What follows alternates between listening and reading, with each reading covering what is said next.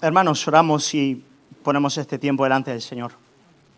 Padre, queremos seguir en tu presencia, queremos seguir contemplando al Hijo y realmente viendo tu gloria en la faz de Cristo. Por eso queremos pedir que tu Espíritu pueda seguir ministrándonos ahora a través de tu palabra. Señor, quiero orar por cada uno de mis hermanos que has traído a este lugar y por mi propio corazón, Señor, para que al abrir el libro, el Maestro que está hoy con nosotros, tu Santo Espíritu, pueda abrir los ojos de nuestro entendimiento para que podamos contemplar tu gloria, ver tu majestad, Señor, poder tener tratos contigo en esta mañana. Te lo pedimos, Padre, agradecidos y esperando por completo en la gracia de Cristo. Oramos en el nombre de Jesús. Amén. Amén. Hermanos, este domingo comenzamos una serie de sermones del Evangelio de Juan. Eso es lo que vamos a hacer hoy. En el Evangelio de Juan encontramos una narrativa del ministerio, la muerte y la resurrección de Jesucristo, escrita por el apóstol Juan bajo la inspiración del Espíritu Santo, aproximadamente entre los años 90 y 100 después de Cristo, a finales del primer siglo. Ahora, queridos hermanos, estaba pensando al empezar esta serie cuál ha sido mi experiencia al meditar en todos estos meses en el libro de Juan y estar leyéndolo una y otra vez. Y me parece, iglesia, que leer el Evangelio de Juan es como ver una obra de arte, es como presentarte delante de un cuadro, contemplar un cuadro de Van Gogh, por ejemplo, bueno, no sé cómo se dice, ¿no? O escuchar una sinfonía, ¿no? Una sinfonía de estas extraordinarias. Yo no sé si tú eres conocedor de artes, yo no, pero desde luego se puede disfrutar de la obra de arte en un primer momento. Ella tiene la capacidad de intuitivamente conectar contigo. Una buena obra de arte, aunque tú no sepas de música o de pintura, una vez que tú la ves, la belleza de ella tiene la capacidad de asombrarte.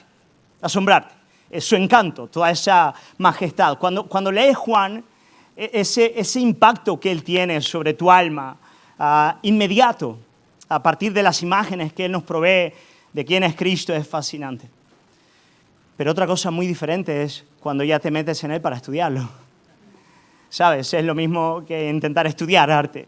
Es bien diferente. Nada, muchos han dicho que la principal característica de Juan es el modo en el que logra ser sencillo y profundo al mismo tiempo. Y yo diría que de verdad es absolutamente así. En tono poético, Leon Morris, un teólogo, lo describe como una piscina en la que un niño puede nadar y un elefante no es capaz de tocar fondo. Y de verdad que es así. Tú lo lees de inmediato y y te bendice.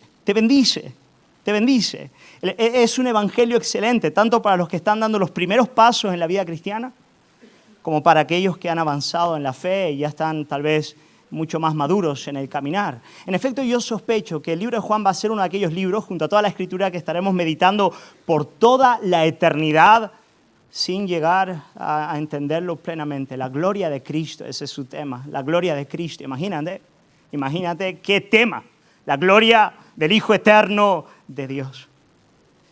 Hermanos, ¿quién no ama el Evangelio de Juan? En él está contenido posiblemente el versículo más conocido por todos los creyentes, ¿no es verdad? Juan 3:16. De tal manera amó Dios al mundo, que ha dado a su Hijo, ¿no? Unigénito, para que todo aquel que en él cree no perezca, mas tenga vida eterna. Ahí lo tienes, contenido el gran mensaje de todo Juan en ese capítulo. Hermanos, el creyente más humilde puede leerlo, comprenderlo y beneficiarse de su contenido. Y de todos modos, detrás de la sencillez se esconden recodos inescrutables. Tanto es así que por mucho que se estudie este libro, siempre nos resultará extraño, intrigante, desconocido. Hermano, leer Juan para prepararlo y desarrollar sermones a partir de él es más... iba a decir que es más difícil que un parto, pero no me voy a meter en líos semejantes. Cuando tengo a Noemí aquí delante, ¿no? Pero casi, es como parir. Dice, Señor, ¿cómo enseño esto? Y entonces tú lo lees una vez y dices, ok, en el principio era el verbo era con Dios y el verbo era Dios. Este era el principio con Dios. Todas las cosas por medio de Él fueron hechas y sin Él nada de lo que ha sido hecho, de lo hecho ha sido hecho, ¿no? Y tú lo lees y dices, Señor, ya empezamos bien. Empezamos de maravilla. ¿Cómo entender esta realidad? La imagen completa, como ver el cuadro, me capta y me bendice. Pero luego, oh Señor, ¿quién es capaz de entender estas realidades, Señor? ¿Quién puede comprender tu gloria? Juan nos enseña a un Jesús cercano y a la vez indomable. Esas dos realidades Juan conecta. Juan nos enseña un Jesús cercano y a la vez indomable. Pero bueno, ¿por qué estudiar este evangelio? ¿Por qué vamos a pasar, yo no sé cuánto tiempo, yo no suelo preparar todo antes de empezar, así que hermanos, la providencia dictará. Pero ¿por qué vamos a estudiar este evangelio? Bueno, Juan, capítulo 20, versículos 30 al 31, vamos a dejar que Juan mismo responda a esa pregunta. ¿Por qué vamos a estar pasando un buen tiempo estudiando este evangelio? En estos versículos, Juan 20, 30, 31, Juan nos da el propósito por el cual él escribe este libro. Y desde luego el propósito por el cual Juan escribe es también el propósito por el cual nosotros lo vamos a leer y vamos a meditar en él. Vamos a unar nuestro propósito con el propósito de Juan. Juan 20, 30, 31, yo deseo en este sermón introductorio que pretende abrir un poquito el libro para que a partir del domingo que viene vayamos entrando a aguas profundas, pero quiero sencillamente desarrollar estos dos versículos como introducción a este precioso evangelio. Juan 20, 30 al 31 dice lo siguiente, Juan nos da, ¿por qué escribe? Dice, hizo además Jesús muchas otras señales en presencia de sus discípulos, las cuales no están escritas en este libro. Pero estas se han escrito para que creáis que Jesús es el Cristo, el Hijo de Dios, y para que creyendo tengáis vida en su nombre. Por lo tanto, aquí lo tenéis. Este es el propósito por el cual Juan escribe. Jesús hizo un montón de señales, pero estas yo he escrito para que creáis que Jesús es el Cristo, el Hijo de Dios, y para que creyendo tengáis vida en su nombre. Empecemos por las señales. Lo primero que quiero que notéis es que Juan nos provee de una selección de señales realizadas por Jesucristo. Desde luego no son todas las que él realizó, pero el apóstol Juan, él estructura todo el evangelio a partir de 7 señales que Jesús realizó. Él las escoge de manera muy concienzuda con un propósito concreto, darnos a conocer quién es Él. Las primeras 6 señales se encuentran en la primera mitad del libro. Teológicamente, los primeros 12 capítulos de Juan son llamados el libro de las señales. ¿Tenéis el boletín con vosotros? Lo podéis abrir, eso lo tenéis dentro. Los primeros 12 capítulos de Juan son conocidos como el libro de las señales. Y la última segunda mitad, los versículos 13 al 21, es conocido como el libro de la gloria, donde se encuentra la última señal realizada por Jesús, que es su propia resurrección. Por lo tanto, ahí en el boletín os he dado una división sencilla del Evangelio de Juan. Prólogo, capítulo 1, versículos 1 al 18. Libro de las señales, primeras 6 señales realizadas por Jesús, versículos 1, 19 al 2:50. Y luego el libro de la gloria, capítulo 13, versículo 1, hasta el final del 19, no lo puse ahí. Bueno, no sé si en el boletín. Y luego el epílogo que es el capítulo 21. A ver si lo tengo bien en el boletín. Sí, en el boletín lo tengo bien. Ok. Ahí tenéis una pequeña división del texto bien importante. Os va a ayudar en todo lo que vamos a estar viendo los meses que tenemos por delante. Ahora bien, hermanos, este asunto de las señales es bien importante. Señal es el nombre que Juan utiliza para hablarnos de un milagro. Cuando Juan va a hablar de los milagros de Jesús, él habla de los milagros en términos de señal. Y es un nombre que nos ayuda muchísimo porque indica cuál es el propósito de un milagro. Quiere decir, ¿por qué Jesús hacía milagros? ¿Por qué Jesús hizo milagros? Hermanos, Juan nos va a decir, Jesús hizo milagros porque un milagro es una señal. Un milagro es una señal. Hermano, ¿para qué sirve una señal? Tú vas en tu coche, por ejemplo, por la carretera, ¿no? Y te encuentras una señal de tráfico. Bueno, la señal no tiene como propósito que tú quedes considerando la realidad de la señal. La señal tiene como propósito llevarte a algún otro lugar. Que a partir de ella tú puedas considerar una realidad que en efecto es más importante, es mayor, es a la que tienes que llegar cuando recibes la señal. Imagínate que estás jugando, por ejemplo, una gincana y recibes una pista. Bueno, ¿una pista para qué es? Para que al leer la pista tú vayas a encontrar aquello a partir de lo cual te ha sido otorgada la pista. Bien interesante, la palabra señal, ella apunta a una realidad mayor que ella. La palabrita que utiliza el apóstol Juan en el griego es la palabra semeion, de donde viene la palabra semántica en el español, bien interesante. Semántica es el estudio del significado de una palabra. Por lo tanto, cuando tú ves una palabra, tú no estás conforme con ver una serie de letras que están aunadas por alguna razón misteriosa. Tú ves una palabra y al leer la palabra quieres decir, bueno, ¿qué significa esta palabra? ¿Qué es lo que esta palabra me quiere decir a mí en el día de hoy? Pues nada, un milagro como señal es un milagro que tiene contenido un mensaje que quiere decirme algo, que quiere transmitirme algo. Y hermanos, ¿cuál es el mensaje de cada una de las 7 señales que encontramos en el Evangelio de Juan? Os lo voy a decir ahora de primeras y lo vamos a ir viendo los meses que tenemos por delante. Cada señal en el Evangelio de Juan nos viene a manifestar la gloria y la excelencia de Jesucristo. Eso es lo que vamos a ir. Cada uno de esos señales viene a indicarnos quién es Jesús, cuál es su gloria, qué es lo que Él ha venido a hacer, nos habla de su majestad. Ahí en el boletín tenéis las 7 señales de las cuales Juan nos habla. La primera de ellas es agua en vino. Jesús cambia el agua en vino en Caná, es la primera. La segunda, Jesús sana al hijo de un oficial. Tercera, Jesús sana a un paralítico en el estanque de Betesda, en el Sabbat. La cuarta es la alimentación de los 5.000. La quinta, la sanidad de un ciego de nacimiento. La sexta es la resurrección de Lázaro. Y la séptima y última señal es la resurrección de Jesucristo. Así, hermano, yo quiero que podamos detenernos en ellas. Mira, el método de Juan es, fíjate qué interesante, cuando tú lees los evangelios sinópticos, Mateo, Marcos y Lucas, hay un montón de milagros, ¿no es verdad? Pero casi no tienes explicación de ellos. Es como si uno va saltando detrás de otro y tú sencillamente vas viendo el poder de Cristo. Pero ¿qué hace Juan? Juan, teniendo en mente que tú ya has leído alguno de los otros evangelios, él dice, yo no voy a darte todo lo que Jesús hizo, yo voy a seleccionar algunas cosas, pero voy a dejarte en ellas. Y te voy a dar la señal y te voy a dar un discurso a partir del cual tú vas a entender qué es lo que yo quiero comunicarte de mí a partir de lo que acabo de hacer. Por lo tanto, fíjate qué extraordinario. Jesús, voy a dar un par de ejemplos ahora, pero Jesús hace un milagro, una señal, y después hay un discurso en el cual Él está diciendo, mira, lo que quiero enseñarte a partir de esto es esta realidad. Y por general en el Evangelio los discursos son largos, son bien largos. ¿Por qué? Porque Juan nos está pintando cuadros, nos está tocando sinfonías. ¿Y qué quiere Juan? Juan no quiere que saltemos rápidamente de un milagro a otro, al estilo Marcos, ¿no es cierto?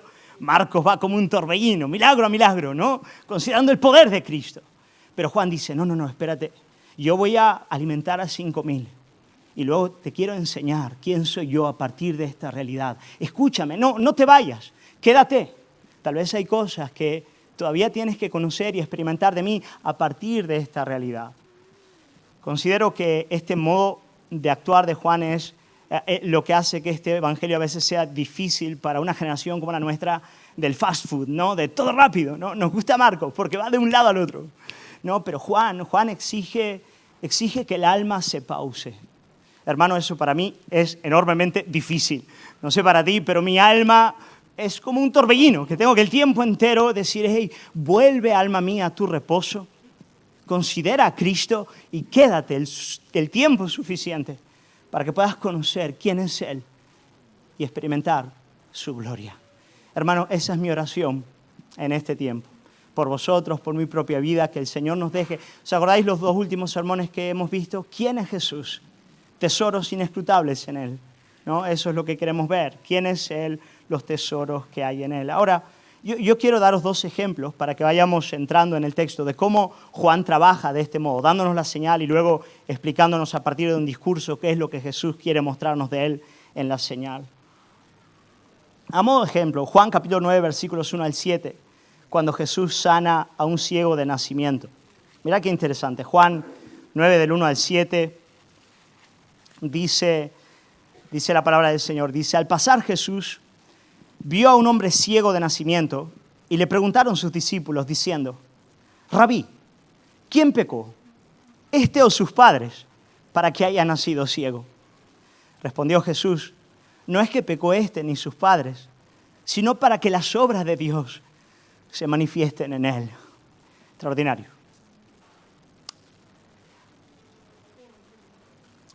Versículo 4. Me es necesario hacer la voluntad del que me envió. Entre tanto que el día dura. La noche viene cuando nadie puede trabajar. Entre tanto que estoy en el mundo, luz soy del mundo. Ahí va. Toman nota. Dicho esto, escupió en tierra e hizo lodo con la saliva y untó con el lodo los ojos del ciego y le dijo, ve a lavarte en el estanque de Siloé, que traducido es enviado. Fue entonces y se lavó y regresó sano. Hermano, Jesucristo sana los ojos de este ciego para poner de manifiesto la gloria de Dios mediante aquel que Él ha enviado. Yo soy el Verbo, yo soy aquel que comunica la gloria del Padre. ¿Ok? Entonces cuando me ves a mí, ves muchísimo. Bueno, quiero enseñarte que soy la luz del mundo. ¿Qué hago? Unto barro, se lo pongo en los ojos, lo mando a lavarse y cuando vuelve viendo. Extraordinario, ¿no es cierto? El milagro de sanar la vista de este hombre pretendía mostrar que Jesús es la luz del mundo. Y este es un tema recurrente en todo el Evangelio de Juan.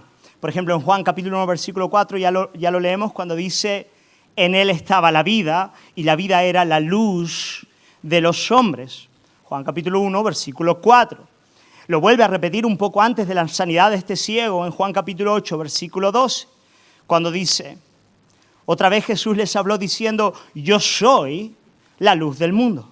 El que me sigue no andará en tinieblas, sino que tendrá la luz de la vida. Y después viene la sanidad de este ciego como señal de esta realidad.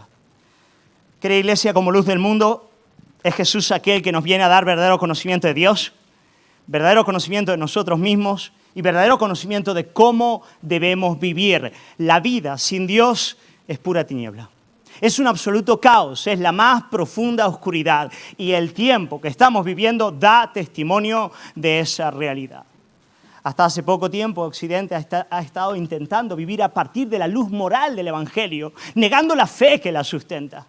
Pero hemos llegado a un tiempo en el cual la luz moral se ha apagado y hoy en día no existe neutralidad de iglesia. O es Cristo o es el caos. Hemos llegado a ese punto en el cual o es Cristo o es el caos más absoluto. Pero bendito sea el nombre del Señor. Jesús dice, yo soy la luz del mundo. El que anda en mí no andará en tinieblas. El que cree en mí no andará en tinieblas, sino que tendrá la luz de la vida. Bendito sea el nombre del Señor. Aquel que creó todas las cosas es el que define la realidad y nos la enseña. Y esto es lo que acontece cuando acudimos a Cristo, cuando acudimos a su palabra. El tiempo entero, cuando tú abres la Biblia, es como encender la lámpara, hermano. Encender la lámpara. Quiero decir, ¿qué haces cuando tienes preguntas que no logras responder o problemas del alma a los cuales no das solución? Querida iglesia, lo más importante que debemos hacer es una y otra vez, día y noche, constantemente, volver a la palabra del Señor. ¿Y qué es lo que el Señor hace con nosotros? Toma barro y nos lo pone en el ojo. ¡Qué misterio! ¿Por qué, Señor? ¿Por qué el Verbo encarnado toma barro y nos lo pone en el ojo? Bueno, os doy mi opinión. Aquí no voy a ser dogmático, pero no deja de ser real que cuando el Verbo eterno de Dios nos creó al principio, tomó barro. Y nos creó del barro. Y cuando Él quiere regenerarnos para darnos vista una vez más, parece que Él vuelve a tomar el barro. Bendito sea el nombre del Señor. El mismo que al principio nos dio vida y con la vida la luz, ahora vuelve a tomar el barro y vuelve a darle vida y con la vida la luz. Bueno, llegaremos a ese texto cuando toque. Pero Jesús sana a este ciego para decir, yo soy la luz del mundo. Pero claro, si Jesús es la luz del mundo, la pregunta que surge es la siguiente. Bueno, ¿por qué no todos le reconocen? Si Jesús, como dice el credo niceo, Él es Dios de Dios, luz de luz, ¿por qué no todos le reconocen? Hermanos, esta fue una de las preocupaciones por las cuales Juan escribió este evangelio. Él escribió su libro hacia el final del primer siglo, como os dije, cuando en efecto el evangelio ya se había propagado por una parte importante del imperio romano. Pero aquellos que recibían el mensaje del evangelio eran en su mayoría las gentes más humildes de la sociedad, mientras que los ilustres y los importantes del imperio rechazaban al Mesías, rechazaban a Cristo. Pero lo mismo ocurrió con Jesús ante los líderes religiosos de la nación. Mientras el pueblo, los pescadores, las prostitutas y los publicanos aceptaban su mensaje, la gente importante de aquel tiempo lo rechazaba. Sigue siendo así en el día de hoy, ¿no es verdad, iglesia? ¿Quiénes son los que reciben a Cristo en su mayoría? ¿No son aquellos que de cara a la sociedad no son los más importantes? Y Juan nos va a responder, bueno, ¿dónde está el problema?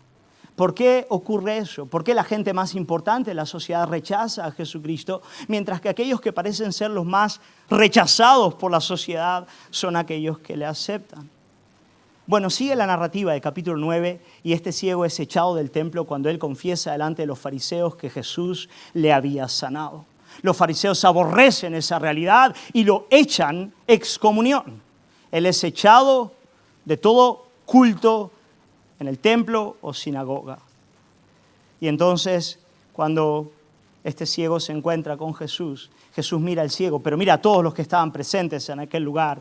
Y dice en Juan capítulo 9, versículo 39 al 41, dice, dijo Jesús, para juicio he venido yo a este mundo, para cribar, para realizar un tipo de juicio, para distinguir entre una cosa y otra. Para juicio he venido yo a este mundo, para que los que no ven, vean.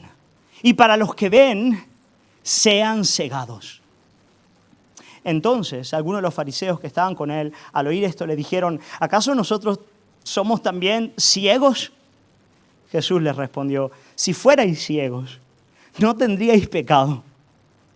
Mas ahora, porque decís vemos, vuestro pecado permanece. Si fuerais ciegos, si reconocieseis de verdad vuestra ceguera, no tendríais pecado, seríais perdonados.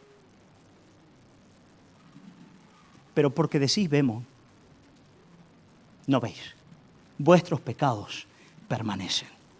Aquí está la clave. Es una expresión del juicio divino que aquel que permanece en su orgullo sea incapaz de ver a Jesucristo. Es una expresión del juicio divino que aquel que permanece en su orgullo sea incapaz de ver a Jesucristo. Sea cual sea la forma de orgullo que le domine, sea orgullo espiritual, como en el caso de los fariseos, pero también intelectual, cultural, económico, cualquier forma de orgullo opera como un velo que le impide conocer la gloria de Cristo. De modo que solamente aquellos que reconocen su ceguera y bancarrota espiritual son capaces de ver en Jesús a un poderoso Salvador. Esta es la razón por la que muchos se esfuerzan, pero no ven. Porque lo hacen a partir de su orgullo, de sus propias fuerzas, de su capacidad.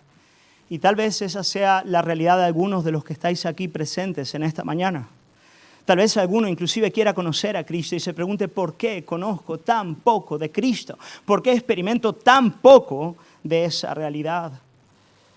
Sabes, amigo, tienes que clamar, tienes que decirle al Señor, Señor, soy ciego. Amén.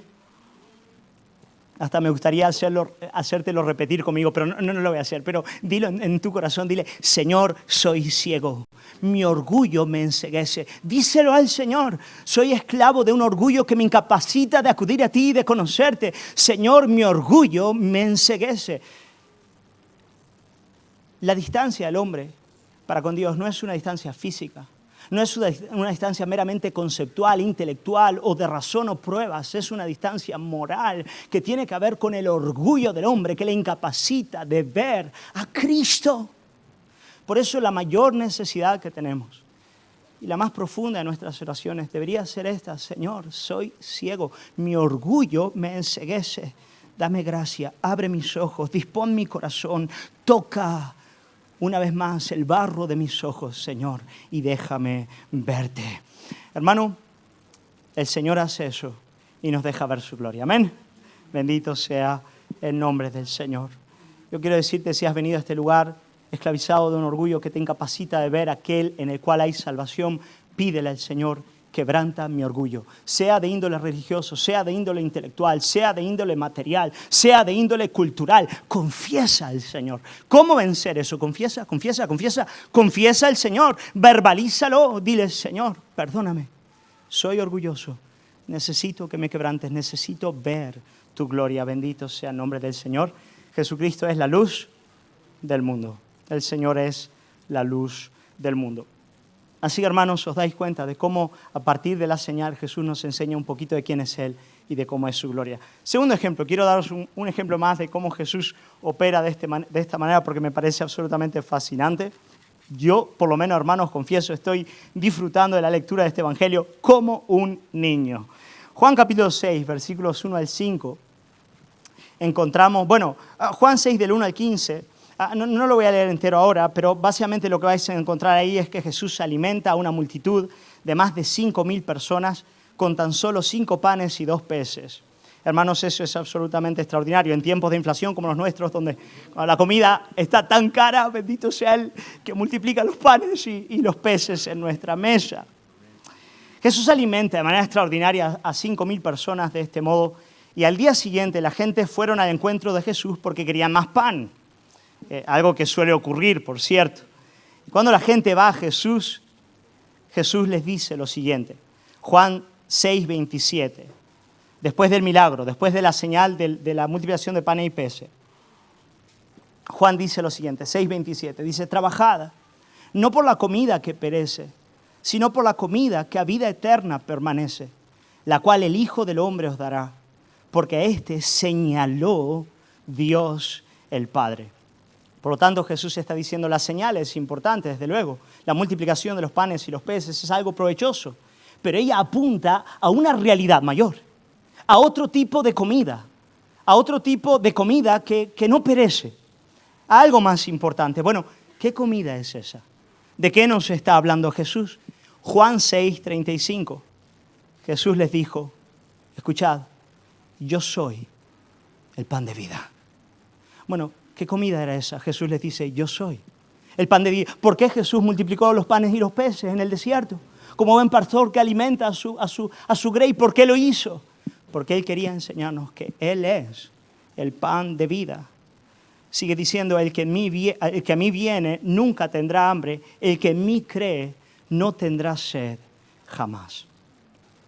El propósito de la señal, la alimentación de los 5.000 es claro. Jesús es el pan de vida. Él es el único capaz de alimentarnos de verdad y de satisfacer las necesidades más profundas del alma. Jesucristo no solamente vino a darnos conocimiento de la verdad, Él es luz, pero Él viene a satisfacer las necesidades más profundas del corazón del hombre. Él es pan. Jesús es luz, conocimiento, pero Él también es pan. Él satisface el alma. De modo que aún en esta vida, cuando podamos perder muchas cosas que para nosotros son preciosas, cuando tenemos a Jesucristo, lo tenemos todos. Todo. Hermano, eso es así, eso es verdad. Y cuanto más cosas perdemos, más conscientes somos de la realidad de la suficiencia de Cristo para el alma y para la vida del creyente. La semana pasada, el martes, antes de que nuestro hermano Néstor pues le quitasen un ojo a causa del cáncer, fui a su casa a hablar con él.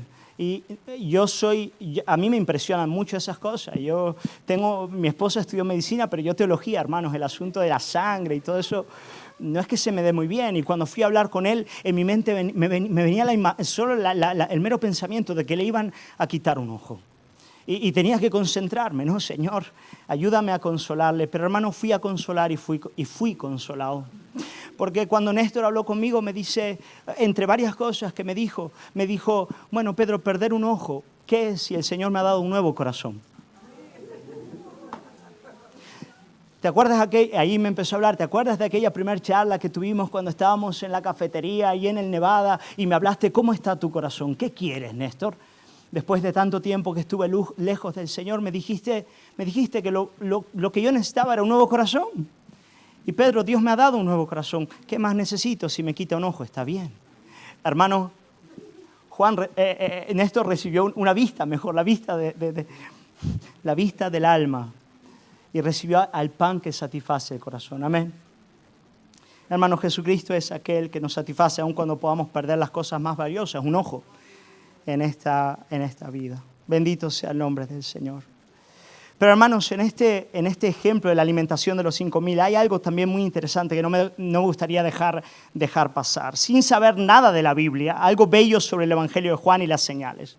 Sin saber nada de la Biblia, la metáfora de Jesús como el pan de vida se entiende bastante bien, ¿no es cierto? Si tú la predicas por allá afuera, tú vas por ahí por la calle y dices Jesús es el pan de vida. Y conectas. ¿Por qué conectas? Conectas intuitivamente con el que te escuche. ¿Por qué? Porque hay un hambre existencial en el alma humana que todos reconocemos. Y por lo tanto, cuando alguien de la categoría de Jesucristo, el Verbo encarnado, dice, yo soy el pan de vida, eso conecta. Y tú ya lo entiendes. Por lo tanto, no tienes que saber mucho de la Biblia para entender esta verdad. Pero hermanos, el texto va más allá. Lo cierto es que Jesús conecta esta metáfora del pan con el maná en el desierto. Es increíble. Cuando la gente se acercaron a Jesús, ellos le dijeron lo siguiente. Mira, Juan 6, 31 al 35. La gente que había comido el pan, viendo la señal, dice, nuestros padres comieron el maná en el desierto, como está escrito, pan del cielo les dio de comer. Y Jesús les dijo, de cierto os digo, no os dio Moisés el pan del cielo, mas mi Padre os da el verdadero pan del cielo. El pan de Dios es aquel que descendió del cielo y da vida al mundo. Le dijeron, Señor, danos siempre este pan. Jesús les dijo, yo soy el pan de vida. Por lo tanto, ahora quiero añadir algo más. Hermanos, las señales, ellas nos revelan la gloria de Cristo, pero ellas también son la llave interpretativa de todo el Antiguo Testamento, porque todo el Antiguo Testamento nos habla de la gloria de Cristo. Por lo tanto, a partir de las señales del Señor, tú vas a entender lo que el Antiguo Testamento dice. Y cuando tú ves a Jesús diciendo, yo soy el pan de vida que descendió del cielo, tú dices, de eso iba el maná. Ok, de eso iba el maná. Ahora entiendo por qué el pueblo de Israel pasó 40 años recibiendo el maná del cielo para enseñarme que Jesús es el pan de vida. Y ahí, hermanos, se te empiezan a abrir ventanas, puertas de toda la Biblia. Y esta es solamente una señal. ¡Qué fascinante! ¿No te dan ganas de leer Juan 20 veces y ir de él al Antiguo Testamento y ver cómo la Biblia se te abre y ves la gloria de Cristo? Quería escuchar una vez, gloria al Señor. Hermanos, por favor. Jolín, ¿gritáis los goles del Barça o del Madrid? Pues adelante entonces. Hermanos, la sola imagen del pan bendice aún al ignorante de las Escrituras. Pero esta conexión con el maná que descendió del cielo en el desierto nos abre puertas, como dije, ventanas para conocer mayores profundidades de la gloria de Jesucristo. Entonces tú empiezas a meditar en el maná y ves que Jesús es pan en el desierto.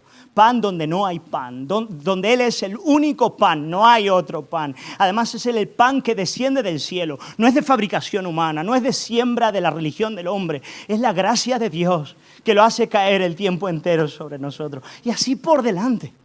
Y se te va abriendo la Biblia y la gloria de Cristo a partir de cada una de las señales. Juan nos quiere enseñar quién es Jesús. Por eso Juan está el tiempo entero con las famosas citas del yo soy. En Juan, Jesús habla una y otra vez acerca de sí mismo, citando las palabras de Éxodo capítulo 3, versículo 14, cuando Yahweh le dice a Moisés, bueno, ¿cuál es mi nombre? ¿Cómo me presento? Yo soy el que soy. Y en el Evangelio de Juan, a partir de las señales, una y otra vez Jesús está diciendo, yo soy. Varias vienen con predicado, varias son absolutas, solo yo soy. Varias que vienen con predicado, por ejemplo, ya cité, yo soy la luz del mundo, yo soy el pan de vida, yo soy la puerta de las ovejas, yo soy el buen pastor de Salmo 23, yo soy la resurrección y la vida que vio Ezequiel, yo soy el camino, la verdad y la vida. Yo soy la vid verdadera, y así por delante. Y eso sin contar las veces en las que Jesús afirma su divinidad diciendo sencillamente las palabras, yo soy. Por lo menos 1, 2, 3, 4, 5, 6, 7 veces Él dice solamente yo soy. Os doy un ejemplo. Cuando los fariseos están indagando y confrontando a Jesús, capítulo 8, versículo 58, Jesús dice a los fariseos, Abraham se gozó de que había de ver mi día y lo vio y se gozó. Entonces le dijeron los judíos, ¿aún no tienes 50 años y has visto a Abraham? Jesús les dijo, de cierto os digo, antes que Abraham fuese, yo soy.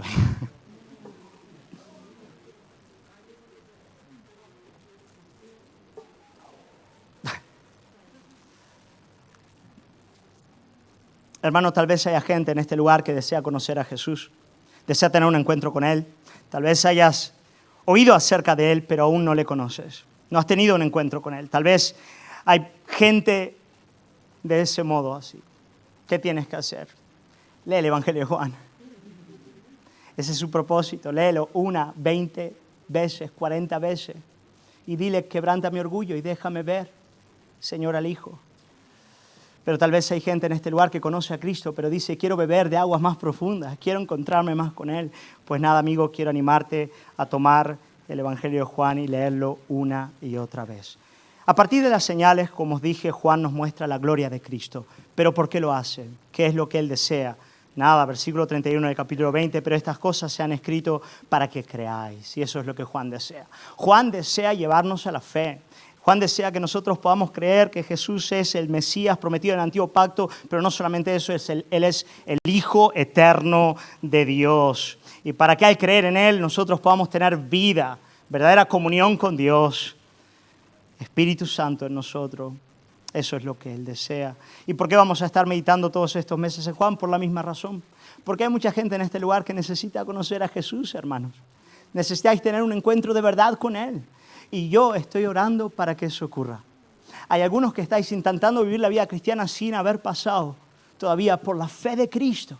Y mi oración es que podáis conocer a Jesús. Yo estoy orando eso por ti, estoy orando eso por mis vecinos, por mis hijas, por los jóvenes, adolescentes, niños de la iglesia, para que al hablar de Cristo, ellos puedan tener un encuentro poderoso con el Señor. Pero también os soy honesto, estoy orando por un avivamiento. ¿Y cuáles son las fuentes del avivamiento? ¿Dónde la fe se renueva? ¿Dónde la vida fluye? Bueno, creyendo, continuando en la fe, viendo más de Cristo, conociendo más a Cristo. Nuestra fe es fortalecida. Hermano, el propósito de Juan es llevarnos a creer. Pero la fe de la que nos habla Juan es más que aceptar que Jesucristo es veraz o reconocer su obra como eficaz. No es solamente un mero asentamiento intelectual de la verdad, es más. La fe en el Evangelio de Juan, lo vamos a ver una y otra vez, es confianza en Jesús. Es entregar nuestras vidas en sus manos. Es rendirnos a su señorío. Es descansar completamente en Él. Por eso los verbos que utiliza Juan para hablar de la fe son extraordinarios. Desde luego, él utiliza el verbo pisteuo, que es creer, y lo utiliza el tiempo entero, pero utiliza otros verbos para hablarnos de las riquezas de la fe, como acudir a Cristo, como comer de Cristo, como beber de Cristo, como permanecer en Cristo. Para Juan la fe es algo profundo, es una entrega de nuestras vidas al Señor. Es decirle, Jesús, tú eres mi Señor, tú mandas, Señor, mi vida es tuya. El Catecismo de Heidelberg empieza diciendo, ¿cuál es tu único consuelo, tanto en la vida como en la muerte? Que yo con cuerpo y alma, tanto en la vida como en la muerte, no me pertenezco a mí mismo, sino a mi fiel Salvador, Jesucristo. Eso es mucho más que asentir con la verdad. Eso es entregarse al Señor Jesús. Y eso es lo que yo quiero que acontezca en la medida en la que nosotros consideramos todas estas señales y vemos a Jesús muerto, resucitado, sentado en gloria. Pero hermanos, ¿cómo surge esta fe? Tú me preguntas, pastor, ¿cómo el Señor produce esta categoría de fe en mi vida? No solamente la fe que me hace asentir con la verdad, pero de verdad entregarme al Señor. ¿Cómo nace este tipo de fe? Hermanos, este tipo de fe, desde luego, nace a partir de la evidencia. Uno tiene que considerar las señales y razonar y pensar a partir de ellas. Pero tiene que ocurrir algo más. Uno tiene que, por la obra del Espíritu Santo, poder apreciar en ellas la gloria de Cristo. Solamente cuando tú aprecias la belleza y excelencia de su carácter, de su virtud, fidelidad, belleza, majestad, excelencia, Solamente cuando tú eres capaz de ver eso, tú entregas de verdad tu vida a Él. Había muchísima gente que veía las señales del Señor, pero no creían en Él. Pero aquellos que veían la gloria en las señales, depositaban su fe en Él. Por eso después de la primera señal, cuando Jesús transforma el agua en vino, una señal privada que solamente fue vista por los siervos que estaban en la boda y por algunos discípulos en aquel lugar, fue algo muy privado. Pero una vez que Jesús consuma esa señal, dice Juan capítulo 2, versículo 11, dice, este principio de señales hizo Jesús en Caná de Galilea y manifestó su gloria. Ahí lo tienes. Y manifestó su gloria. Y sus discípulos creyeron en Él. Hermanos, ¿de dónde nace la fe? La fe nace de una apreciación de la gloria de Cristo. Y eso es lo que Juan desea que veamos. ¿Por qué Juan nos pone un milagro, una señal y nos deja ahí mucho tiempo con la señal y el discurso? Porque Él quiere no solamente que entendamos, Él quiere no solamente que podamos razonar, Él quiere que podamos palpar, contemplar, ver gloria. Porque es cuando vemos eso que nuestro corazón se entrega a Él. En efecto, Juan nos dirá que eso es lo que los discípulos vieron en todo el ministerio y la vida de Jesús. Juan capítulo 1, versículo 14 dice, y aquel verbo fue hecho carne y habitó entre nosotros. Y vimos su gloria. ¿Tú has visto su gloria, hermano? ¿Tú has visto su gloria? Hemos visto su gloria. Queremos ver su gloria. Tal vez hay algunos aquí que tengan que decir, yo no he visto su gloria. ¿Qué puedo hacer, pastor? Ve a Juan. Léelo. Léelo una y otra vez. Tal vez algunos puedan decir, yo he visto destellos de su gloria. ¿Qué puedo hacer? Ve a Juan. Léelo una y otra vez. Y dile, Señor, abre mis ojos, quebranta mi orgullo, dame la gracia, dame tu espíritu, Señor, para ver tu gloria. Hermano, nadie se entrega a Jesucristo si no es capaz de ver su gloria. Es verdad que es una obra del Espíritu Santo, estoy plenamente de acuerdo con eso, ¿no es cierto? No es una obra que nosotros podamos producir. 2 Corintios 4, 6 dice, porque Dios que mandó que de las tinieblas resplandeciese la luz, es el que resplandeció en nuestros corazones para iluminación del conocimiento de la gloria de Dios en la faz de Jesucristo. Por lo tanto, el mismo que puso los luceros en el cielo es el que ilumina nuestros corazones para que nosotros podamos conocer la gloria de Dios en la faz de Jesucristo. Por lo tanto, ¿qué tengo que hacer para ver la gloria de Jesús? Ve a Juan, pero ahora hazlo en espíritu de oración. Dile, Señor, Espíritu del Señor, dame la gracia, Señor, para que en la medida en la que medito en el libro yo pueda ver tu gloria. Queridos hermanos, creo que es evidente cuál es la tarea para esta semana, para toda la iglesia. Creo que si alguien no se ha enterado a esta altura, desde luego lo voy a repetir. No, tenéis que leer Juan. Tenéis que leer Juan. Esa es la tarea que os lleváis. Quiero que leáis Juan teniendo en cuenta el esquema que os he dado ya. Quiero que en tu Biblia tú vayas marcando todas las veces en las que Juan habla de Jesús. Jesús dice, yo soy. Márcalo. Yo soy la luz del mundo, yo soy el pan de vida, yo soy. Y tú ve marcando, y ve tomando nota de esas cosas. Es tarea. Tal vez dice, Juan es muy largo, pastor, 21 capítulos no logro en una semana. Lo lograrías, hermano, pero está bien. Aunque no lo logres, lee los primeros 12, donde están las primeras 6 señales, y te dejas la segunda mitad para más adelante. Léelos en el transcurso de toda la semana, y antes del domingo que viene tienes la tarea de leer el capítulo 1 una y otra vez. Capítulo 1, léelo varias veces. ¿Para qué? Para que veas gloria, hermano. Para que podamos ver gloria. Tú y yo poder ver la gloria de Jesús en el Evangelio de Juan. Hasta aquí la palabra. Vamos a orar y vamos a dar lugar a la mesa del Señor. Jesús, muchas gracias por ser ese verbo que se da a conocer en la palabra escrita, inspirada por tu Espíritu. Gracias porque nosotros tenemos acceso a la misma experiencia que tuvieron los discípulos que caminaron contigo al leer nuestra Biblia. Estos testimonios que nos da Juan, Él lo otorga para que nosotros podamos creer y al creer experimentar vida. Señor, ayúdanos en esta semana. Yo quiero orar Quiero orar por los padres de familia que están en este lugar para que animen como pastores a sus esposas e hijos a leer la palabra y que los puedan leer en sus hogares.